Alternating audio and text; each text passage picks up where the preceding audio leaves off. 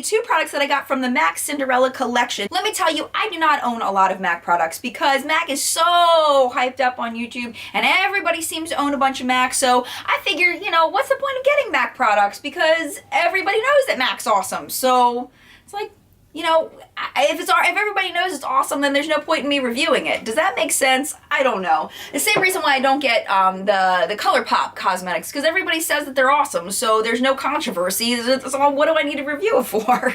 So that's one of the reasons why I've never really purchased a lot of MAC cosmetics, but they got me with the whole Cinderella thing, because I think every girl, woman, you know, has this thing, maybe not every, but I think most women kind of have this connection with Disney princesses and just princesses in general, and that idea of being a princess and all those things. I think a lot of women really buy into that, and I think going with a Cinderella collection was really smart of MAC. But let me just tell you what I think of the two different things. We'll start with the Fluidline. I got the Fluidline and Macroviolet, which is basically a gel eyeliner. And let me just say I'm not super impressed.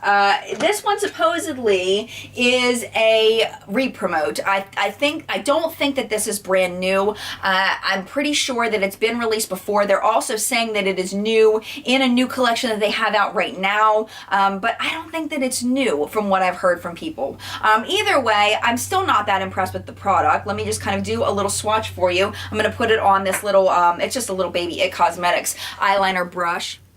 So there is the swatch there for it. And you can see it's just like a deep plum color. Okay, and the reason why I'm not super impressed with this is I feel like when you put this on your lid, it gives you a nice purple color, but then I feel like the more you mess with it, the more it doesn't keep its opacity. So if you go over it, you know, that swatch turned out great because it only hit it one time. But if you feel like you need to keep going with it, like if it's not, you know, quite straight, or, you know, you're not really happy with the way it initially comes out, I feel like it starts losing its pigmentation, and I don't really like that. Also, it does take a hot minute to set, so, you know, I don't know. It's just not my favorite formula of gel eyeliners, and I don't think I'll be purchasing another MAC Fluidline unless I hear something amazing about one in particular. I'm just not that impressed with this formula. Is it okay? Yeah, it's fine. I mean, the wear time was pretty typical for a gel liner. I mean, it lasted through my work day and a little bit beyond. Nothing really wonderful about this color. It's just kind of like a deep plum. I would have liked if it had some kind of like subtle shimmer in it or something to make it unique, and it just doesn't. Okay, speaking of that, let's talk about the palette. This is called the Stroke of Midnight palette, and it comes with 5 shades that have already been released by MAC, and the only one that's new is this one down here. Here we have Vapour, we have Phloof, we have Quarry, we have Omega, we have Satin Taupe, and then we have Stroke of Midnight, which is the new one. Now, I've heard things about this, that the shades are not transferring the way that they should, the way that they normally do in these singles, in the MAC singles, and I will swatch these for you. I just did finger swatch. So those are the finger swatches there. I know my nails need to be done so bad.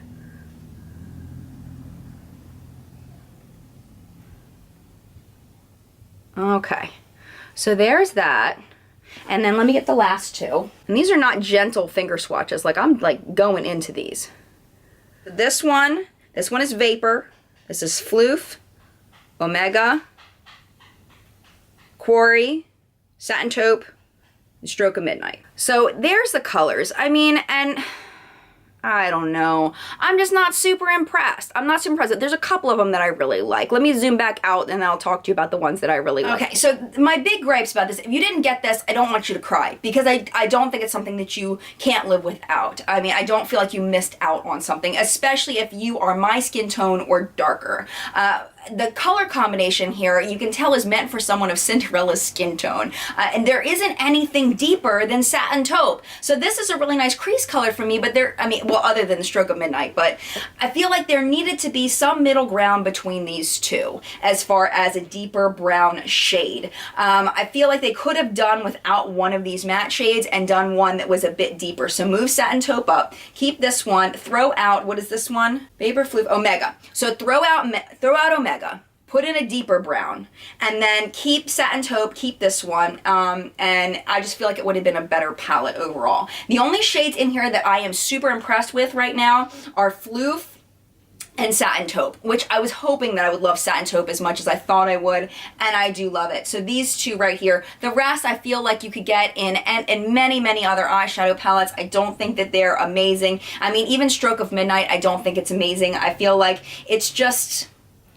I mean, it's a deep blue color with some pink shimmers in it, and I mean, it's fine, and it's nice for smoking out that outer corner. It's nice for a lower lash line. If you're looking for a really deep look, this would be beautiful, but for me personally, this isn't one that makes me go, wow, that's amazing. So, I mean, yeah. So for my first online MAC purchase, I'm not super impressed. I'm not blown away. I do wish that I got one of the lipsticks. The lipsticks were available when I was online, and I didn't get them, and I'm kicking myself, but I didn't, I mean, I would love to know some of your favorite MAC products down below. Anything that I personally, you think I definitely can't live without that I should purchase from MAC, and maybe the next time I order, I will pick up one of your favorites because I need some suggestions. These did not hit the mark for me. So that's my review of the two products that I got from the Cinderella collection from MAC. I hope you enjoyed this review. If you're not already subscribed, go ahead and click that subscribe button down below, and you'll be notified of my future videos, including What's Up in Makeup, which is my makeup news show where I tell you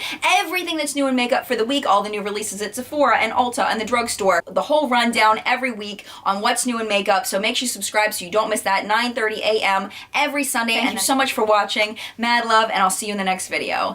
Bye! Holding on to what we have and take us to the end.